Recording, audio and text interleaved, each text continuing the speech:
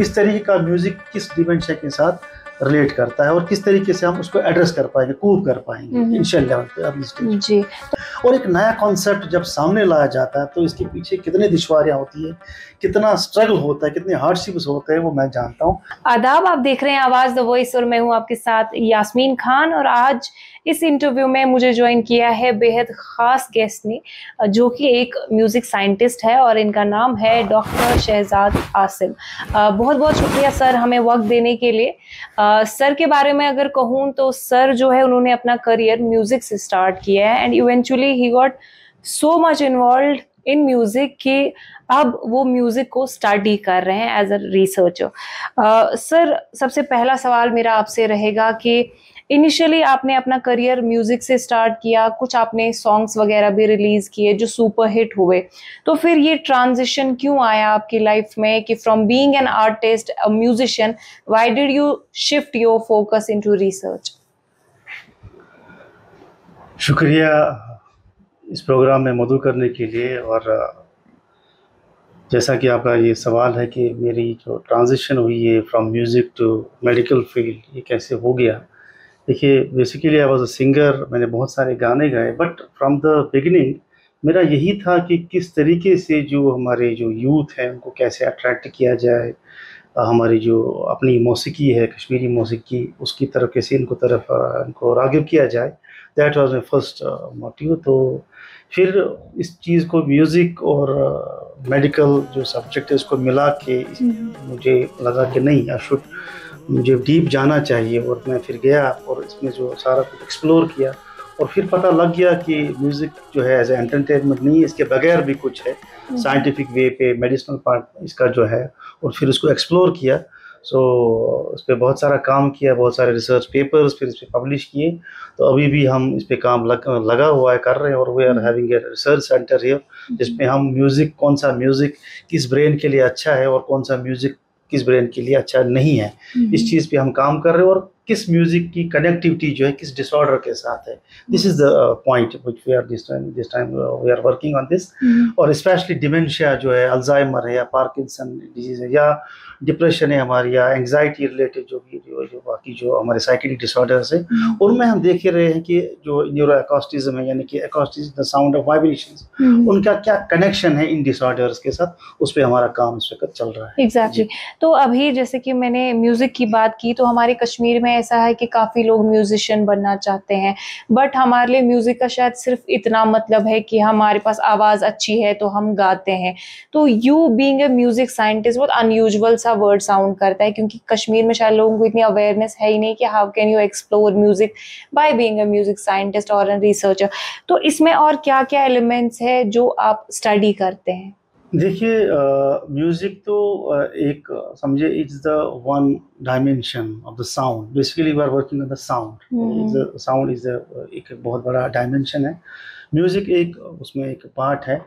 और जैसे आपने अभी कहा कि किस तरीके का म्यूजिक जो है, मतलब हमारे जो नए नए जो यूथ हैं इसमें आ रहे हैं और वो म्यूजिशियन बनना चाहते हैं, सिंगर बनना चाहते हैं, अच्छी बात है, that's a good sign. But ये भी है कि इसके बगैर भी बहुत सारे डायमेंशंस हैं जिनकी तरफ हमें देखना बहुत ज़रूरी है। वो ये है कि सिर्फ गाना बजाना ही नहीं है म्यूज़िक, इसके बगैर भी देखिए, कोई चीज़ आपको अच्छी लगती है, किसी की आवाज़, किसी का बोलना आपको अच्छा लग रहा है, किसी का कुछ भी कहना आपको अच्छा लग रहा है, कोई हमारे जो अनाउंसर्स होते हैं उनकी कोई आवाज़ अच्छी लगती है, या ऐसा नहीं है कि देखिए दरिया का शोर है, that's a noise but still that makes you sleep, या बारिश का शोर है, that is also a noise but that makes you sleep. So कुछ तो है इसमें, कुछ मैकेनिज्म है जिसको हमने एक्सप्लोर किया। सो अब म्यूज़िक में हम अक्सर ये कहते हैं कि ये गाना मुझे अच्छा लग रहा है, ये गाना मुझे अच्छा लग रहा है, लेकिन बात ये है कि अगर कोई गाना आपको अच्छा लग रहा है लेकिन दूसरे ब्रेन को ये अच्छा नहीं लगेगा, या तीसरे ब्रेन को ये अच्छा नहीं लगेगा, सो व्हाट इज दैट। इस मैकेनिज्म को हमने बिल्कुल एक्सप्लोर किया और इसकी बाज़ाब्ता एक रिसर्च हमने इस पर की, इस पर बाज़ाब्ता फाइंडिंग्स हमने निकाली कि different music have a different impact on different brains.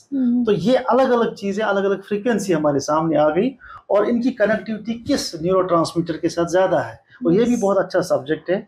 और किस फ्रीक्वेंसी की कनेक्टिविटी किस साइकेट्रिक डिसऑर्डर के साथ है, जिसपे इस वक्त पूरी दुनिया काम कर रही है। और हमारा इस वक्त रिसर्च पेपर जो है जर्मनी में सिलेक्ट हो गया, तो हम वहाँ पे जा रहे हैं, उसको हम प्रेजेंट करने जा रहे हैं। उस पर हमने कुछ एक फाइंडिंग्स निकाली डिमेंशिया रिलेटेड, किस तरीके का म्यूजिक किस डिमेंशिया के साथ रिलेट करता है और किस तरीके से हम उसको एड्रेस कर पाएंगे, कूप कर पाएंगे इनिशियल लेवल पे, अर्ली स्टेज। जी, तो आपने जिस तरह से आपने बोला कि आप म्यूजिक को स्टडी कर रहे हैं एज मेडिसिन, तो बेसिकली जो पुराने ज़माने में सॉन्ग्स होते थे, तो इनिशियली जैसे मैंने सुना है मेरे फादर या ग्रैंडफादर वो कहते हैं कि जब हम गाने सुनते थे तो काफ़ी रिलैक्स फील होता था। मतलब जो अभी की हमारी दुनिया है, तेज़ रफ्तार, सब लोग ऑक्यूपाइड है, प्री ऑक्यूपाइड है इनफैक्ट, तो ऐसे में जब हम म्यूज़िक सुनते हैं हमें वो शोर लगता है, एंड जब भी हमें थोड़ा एक वो चाहिए होता है ना कि वो एस्केप करने का वो, तो हम स्विच करते हैं पुराने गाने की तरफ, हम वो सुनते हैं। So do you think stress और म्यूजिक का कोई कनेक्शन है? देखिए, ये बहुत अच्छा सवाल आपने किया कि एज पर द जो ओल्डर जनरेशन है हमारी, उनको वो गाने अच्छे लगते थे जो उनको सूदिंग इफेक्ट देते थे, जैसे पुराने गाने थे वो बड़े अच्छे लगते थे। लेकिन आजकल की जो जनरेशन है उन गानों को शायद लाइक नहीं कर पा रही है बिकॉज ऑफ साइंटिफिक रीज़न, मैं आपको कहूँगा। देखिए, एक बच्चा जब जन्म लेता है तो 2 साल के बाद उसका कॉग्निटिव डेवलपमेंट हो जाती है उसकी ब्रेन की। उसका मतलब ये हो गया कि जो भी एनवायरनमेंट है, जो भी इंफॉर्मेशन उसके ब्रेन में हिपोकैम्पस में स्टोर हो रही होती है या वो एस्टैब्लिश कर पा रहा होता है, तो जब वो जवान होता है आफ्टर 18 ईयर्स या 20 ईयर्स, तो उसके अंदर हिपोकैम्पस में जो स्टोर हुआ होता है, जाहिर सी बात है कि जो उसको स्टोरेज में होगा वो ही उसको अच्छा लगेगा। जो एनवायरमेंटल, जो उसका अप्लाइड मोड पे जो भी साउंड आएगा वो उसी चीज़ को सिंक्रोनाइज करेगा, वो सिंक कर पाएगा। दैट उसका मतलब ये हो गया कि अगर आज से 20 साल पहले का बच्चा लेंगे, डेफिनेटली वो आजकल का म्यूजिक ही उसको अच्छा लगेगा बिकॉज उसके स्टोरेज में वही है। ठीक है, जो हमारी ओल्डर जनरेशन है 70 ईयर्स बैक का या 80 ईयर्स या 50 ईयर्स बैक अगर हम जाएंगे तो डेफिनेटली वो मोहम्मद रफ़ी का गाना सुनेगा, किशोर कुमार का ही गाना सुनेगा, क्योंकि उसके स्टोरेज में वही है। ठीक है, वो केएल सहगल का नहीं सुनेगा उतना। अगर उससे भी पहले हम जाएंगे वो बोलेगा नहीं, मैं मलका पुखराज का सुनूंगा, मैं केएल सहगल का सुनूंगा। ठीक है, so it depends upon the storage, whatever you are having the stored in your hippocampus information, जो भी आपके अंदर जो मेमोरी है जिसको हम कहते हैं, उसको जो मतलब जो उसके पास स्टोर हुआ होता है और जो अप्लाइड मोड पे इसके साथ सिंक हो जाता है वो उसको अच्छा लगता है। जो 90s के बच्चे हैं अभी, तो वो लोग जैसे फॉर एग्जांपल अभी सोशल मीडिया का ट्रेंड है, लोग रील्स बना रहे हैं या काफ़ी म्यूज़िक के साथ एक्सप्लोर कर रहे हैं, तो ऐसा लाइक मैंने पर्सनली ऑब्जर्व किया है कि जैसे पुराने ट्रैक्स है, जैसे जाने वो कैसे लोग या काइंड ऑफ बहुत ऐसा वाला म्यूज़िक है जो शायद 90s के बच्चे कभी नहीं सुनते, आज वो उनके साथ उस म्यूजिक के साथ रिलेट कर पा रहे हैं। तो जो हमारा एक्सटर्नल, जो हमारे सराउंडिंग्स होते हैं, क्या उसका जो फर्क है किसी हिसाब से पड़ता है हमारे ब्रेन पे? अगर हम फ्रीक्वेंसी वाइज बात करें कि मतलब तेज तरार जिंदगी, आप ऑफिस जा रहे हैं, शोर है, ट्रैवल कर रहे हैं, बट फिर म्यूजिक को अगर आप सुन रहे हैं तो आप क्यों वो प्रेफर कर रहे हैं? लाइक क्या कनेक्शन? देखिए, ये जो आपने कहा अभी, मैं जो मुझे समझ आएगा वो ये है कि जो आजकल का नौजवान है, इसके जो अंदर जो इन्फॉर्मेशन है वो एक पुराने गाने को फिर रिवाइव कर पा रहा है, उसको फिर से वो अच्छा लग रहा है। बट एक कंडीशन है, दैट्स अ कंडीशनल बेसिस। देखिए, जो भी पुराने गाने इस वक्त उनको अच्छे लग रहे हैं, डेफिनेटली उसमें बीट सिस्टम होगा, वो वही गाना नहीं होगा प्योरली बेसिक पे, वही रिकॉर्डिंग नहीं होगी, वो कुछ नए अंदाज में होगा और उसको हम बीट, उसको हम प्लकिंग्स कहते हैं, साइंटिफिक लेवल पे हम प्लकिंग्स कहते हैं। बीट सिस्टम जब भी आपके ब्रेन स्पेक्ट्रम के साथ इंटरेक्ट हो जाते हैं, डेफिनेटली वो आपको प्रोवोक करते हैं, जो स्टिमुलेशन प्रोसेस में हो जाते हैं। और जब पुराने गाने इस बीट के साथ चलते रहते हैं तो आप आजकल का जो ब्रेन है, it is over occupied, is in race, is in competition. ठीक है, तो ये उस बीट से बिल्कुल स्टिमुलेट हो जाता है। तो अब जो इसको कंटेंट उसमें आ रहा है तो डेफिनेटली वो भी उसको स्टिमुलेट कर ही पाएगा। जो आजकल के गाने चल रहे हैं, आप देख लिए, पुराने गाने की तरफ फिर हम जा रहे हैं, बट पुराना गाना जो है बिल्कुल उसी प्योरेस्ट फॉर्म में अगर आप सुनाओगे तो वो नहीं सुनेगा, पुरानी आवाज में तो वो नहीं सुनेगा। लेकिन अगर उस गाने को कोई बंदा गा रहा है एक नए स्टूडियो में, नए अंदाज में, नए बीट्स में गा रहा है, ठीक है, उसमें बीट्स लगा रहा है, तो definitely that will stimulate you, definitely वो आपको अच्छा लगेगा। बिकॉज जो आपका इस वक्त का ब्रेन स्पेक्ट्रम है, मैं स्पेक्ट्रम्स की बात कर रहा हूँ, इस वक्त हम ओवर ऑक्यूपाइड है, इस वक्त हम रेस में हैं और हमारी फ्लक्चुएशंस अब्रप्टली इधर उधर कर रही है। ये मैं आपको साइंटिफिकली बता रहा हूँ, कुछ बातें आपको समझ में शायद ना आए, लेकिन साइंटिफिक लेवल पे ये है कि ये चीजें आपके साथ इंटरेक्ट हो रही है। दैट इज व्हाई आजकल का जवान जो है उसमें पेशेंस लेवल भी कम हो, because of this fact. Scientific level पे जो स्पेक्ट्रम्स है ये इसकी कंसिस्टेंसी भी ज्यादा नहीं होगी एज पर जो हमारे ओल्डर एज वाले होंगे, उनकी जो कंसिस्टेंसी, उनका जो पेशेंस लेवल है वो बहुत ज्यादा होगा जी। ठीक है, इसका इंटरेक्शन इसके साथ कनेक्टिव। तो अभी न्यूज में कई दफा हमने देखा कि आपका जो रिसर्च पेपर है जो आप प्रेजेंट कर रहे हैं, तो मैं चाहती हूँ कि आप हमारी ऑडियंस को ब्रीफली उसके बारे में बताएं, because it's a proud moment for us Kashmiris कि आप इनफैक्ट इंडिया को रिप्रेजेंट कर रहे हैं इतने बड़े प्लेटफॉर्म पे। तो थोड़ा की हाइलाइट्स बताएं क्या है इस एंटायर प्रोजेक्ट के। जी देखिए, हमारे मुल्क में तो ऐसे बहुत बड़े बड़े कलाकार हैं जो म्यूजिशियंस हैं या वोकलिस्ट्स हैं जो बहुत गुणी लोग हैं, लेकिन when it comes to scientific level पे इस तरह का काम करना ये बहुत बड़ी बात है। मुझे खुद पता है कि मैंने कितना स्ट्रगल किया इस चीज़ के लिए, और एक नया कॉन्सेप्ट जब सामने लाया जाता है तो इसके पीछे कितनी दुश्वारियाँ होती है, कितना स्ट्रगल होता है, कितने हार्डशिप्स होते हैं, वो मैं जानता हूँ। बट थैंक्स टू ऑलमाइटी कि अब कामयाबी मिली, और जो हमने रिसर्च फाइंडिंग्स यहाँ पे की थी in collaboration with the institute of जो हमारा इभास है, human behaviour and allied science new Delhi, तो हमारी क्लिनिकल ट्रायल्स इस पे हो रही है और डिमेंशिया रिलेटेड हमारा ये प्रोजेक्ट है। तो इस चीज़ को जर्मनी में बर्लिन में हमारी कॉन्फ्रेंस हो रही है, और ये बहुत बड़ी कॉन्फ्रेंस है वर्ल्ड लेवल की, और इसमें हम अपने मुल्क को रिप्रेजेंट करेंगे। वहाँ पे I will be the only one from India who will represent the scientifically music at this platform. Okay, nice. तो एक और क्वेश्चन मेरा आपसे है कि जैसे हम डिप्रेशन की बात करते हैं तो ऑफ कोर्स अब लोग जैसे साइकेट्रिस्ट के पास जाते हैं, काफ़ी सारी दवाइयाँ खाते हैं, तो ऑफ कोर्स उसके बाद कई सारी प्रॉब्लम्स भी होती है। तो इज़ देयर अ वे कि अगर somebody जो डिप्रेशन में है तो म्यूजिक उसको हील कर सकता है कम्प्लीटली, अगर फॉर एग्जांपल वो मेडिसिन ना लेना चाहे? देखिए, साइकेट्री एक अलग डोमेन है और न्यूरोलॉजी एक अलग डोमेन है। जहाँ तक हमारे डोमेन का सवाल है, we are connected with the neuroacoustism. Neuroacoustism का मतलब ये है कि science of vibration, connection with the neurons. तो I am a neuroacoustician this time and as a musicologist. और आपका सवाल है कि म्यूजिक का क्या कनेक्ट है इन चीज़ों के साइकिल डिसऑर्डर्स के साथ, क्या हम इन चीज़ों को एड्रेस कर पाएंगे या नहीं। देखिए, जहाँ तक आपने अभी बात की डिप्रेशन की जो डेफिनेशन है अभी साइंटिफिक लेवल पे अभी हम उसको पूरा डिफाइन नहीं कर पा रहे हैं, बिकॉज साइकेट्री का अलग एक डोमेन है और न्यूरोलॉजी का अलग डोमेन है, वो इसको डिफाइन नहीं कर पा रहे। But when it comes to the neuro spectrums तो हम इसको डिफाइन कर पा रहे हैं। ये मैं आपको रिसर्च की बात कर रहा हूँ जो हम जर्मनी में अभी प्रेजेंट करने वाले हैं। उसमें क्या है कि जो हमारा जो लेफ्ट एंड राइट हेमिस्फीयर है उसमें जो ब्रेन स्पेक्ट्रम है उनकी एक बैलेंसिंग होती है। तो जब आप इन्वायरमेंट में होते, किसी सिचुएशन में होते, आप उसको टैकल नहीं कर पा रहे हो, तो डेफिनेटली आपका जो इम्पैक्ट है इस न्यूरल एक्टिविटीज़ पे पड़ ही जाता है। तो जब ये इम्पैक्ट इस पे पड़ जाता है आप इम्बैलेंस हो जाते हैं। इम्बैलेंस की वजह से आपकी जो न्यूरो ट्रांसमीटर जो कंसंट्रेशन है उस पर भी इफेक्ट हो जाता है। सो इस चीज़ को हम डिप्रेशन कहते हैं। और अगर आप इसको कोप नहीं कर पा रहे हो, इरिटेट हो जाता है, उसको हम एंग्जाइटी कहते हैं। ये मैं फिलहाल ना ऐसे ही कह रहा हूँ। तो जब आप साइंटिफिकली इस पे बात करेंगे तो ये बड़ा सब्जेक्ट है, लेकिन न्यूरोएकोस्टिज्म के हवाले से मैं ये कहना चाहूँगा कि हमारे पास इसका सोल्यूशन है। हम इसको कूप कर सकते हैं क्योंकि हमारे पास ऐसी फ्रीक्वेंसीज है। बिकॉज देखो, डायमंड कट्स डायमंड, ठीक है। जब ब्रेन स्पेक्ट्रम की बात करते हैं तो डेफिनेटली इज द फ्रीक्वेंसीज, और जब यहाँ से हम फ्रीक्वेंसीज को आइडेंटिफाई पहले ही कर पाते हैं in terms of loops, neuroacoustic loops.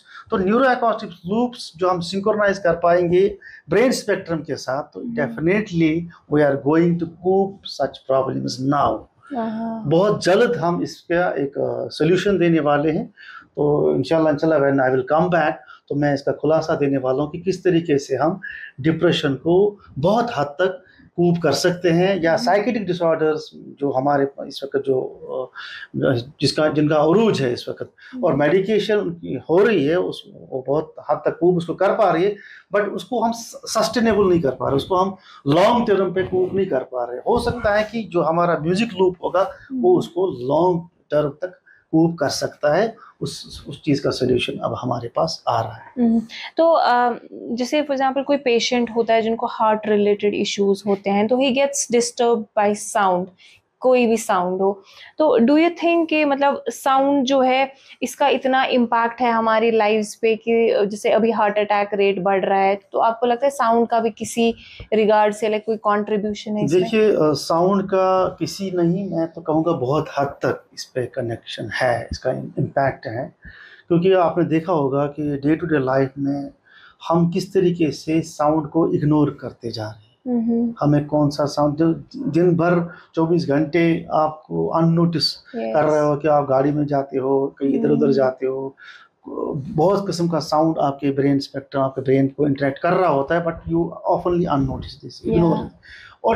और ऑफनली मतलब आप कहेंगे कि it leads into A disorder, ultimately it leads into A disorder, लेकिन आपको पता ही नहीं चल पा रहा है।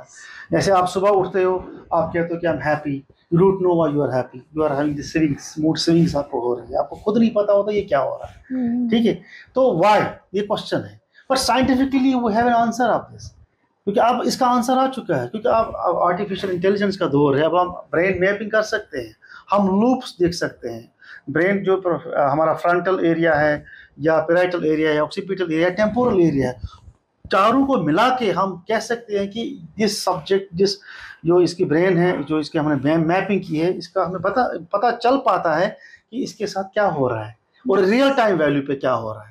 ठीक है, ऐसा काम हम इस वक्त हम कर रहे हैं, हमारे रिसर्च सेंटर में ऐसा इस यहाँ पे हो रहा है। हम ब्रेन मैपिंग कर रहे हैं, ईजीज कर रहे हैं, पोस्ट ईजीज कर रहे हैं, प्री ईजीज कर रहे हैं, क्वांटिटेटिव ईजीज कर रहे हैं, या हम देख सकते हैं कि हमारे पास ऐसे अलग तरीके के आइडेंटिफाई लूप्स किए हुए, जिसको हम पैसिव मोड पे हम सब्जेक्ट या पेशेंट को देते हैं और उसको कहते हैं कि आप ऐसे ऐसा कीजिए। उसके बाद जब हम उसका ईजी लेते हैं तो हमें तो फिर बहुत फर्क नजर आती है। तो यही तो हमारी फाइंडिंग्स है।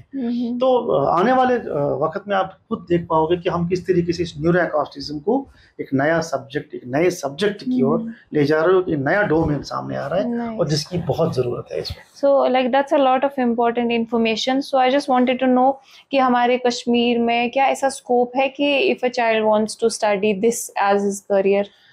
देखिए, व्हाई नॉट। हमने तो पहले जब हमने ये रिसर्च सेंटर स्टार्ट किया तो we got recognition from the DSIR। वो तो नेशनल लेवल की रिकॉग्निशन है। उन्होंने भी ऐसा ही क्वेश्चन किया कि इसको हम चाहेंगे कि बहुत आगे बढ़ाएं। तो धीरे धीरे we are having the collaboration with the health ministry, जो हमारी न्यू दिल्ली में है, उनके साथ है, ICMR के साथ हम इस वक्त कोलैबोरेट हो रहे हैं। तो उसका तो मकसद ही यही है कि इस नए सब्जेक्ट को हम किस तरीके से इनकलकेट कर पा रहे हैं, जो हमारे यूथ से जो पढ़ने आ रहे हैं, जो हमारे स्कॉलर्स हैं, जो साइकेट्रिस्ट हैं, डॉक्टर्स हैं, जो इसमें इंटरेस्ट रखते हैं। क्योंकि देखिए, काउंसलिंग में हम अक्सर देखते हैं जो हमारे पेशेंट्स होते हैं उनसे हम इंफॉर्मेशन लेते हैं और वो इंफॉर्मेशन ही देता है कि मेरे साथ ऐसा हो रहा है, ऐसा हो रहा है, ऐसा, दैट्स ऑल वर्बल। लेकिन हम ऑब्जेक्टिव लेवल पे इस चीज़ को अब मैपिंग कर पा रहे हैं, ऑब्जेक्टिव लेवल पे कि क्या कि whether subject is telling truth और लाई, हमें ये भी पता चल पा रहा है, क्योंकि हम ब्रेन मैपिंग पे भरोसा करते हैं, हम उसकी बात में भरोसा नहीं कर पाएंगे। तो आने वाला वक्त तो ऐसा कि हो सकता है, मुझे लगता है वेरी कॉन्फिडेंट कि आने वाले वक्त में ये बहुत बड़ा सब्जेक्ट बनने वाला, बिकॉज जब इसकी फाइंडिंग्स पूरी दुनिया पे आ जाएंगी तो जाहिर सी बात है तो सारे लोग तो इसकी तरफ आएंगे। तो जब भी कोई चीज़ छा जाता है तो सारे लोग फिर आ ही जाते हैं। Of course. तो डॉक्टर साहब, like I think for me personally ये बहुत नई इन्फॉर्मेशन है, एंड लाइक ऑनेस्टली मैं अभी भी I am just into this entire thing कि कैसे साउंड हमारी बॉडी को इनफैक्ट कंट्रोल करता है। So I'm pretty sure कि जो लोग हमें देख रहे हैं they would actually like this conversation, and thank you so much sir for sparing your time for this interview. Thank you.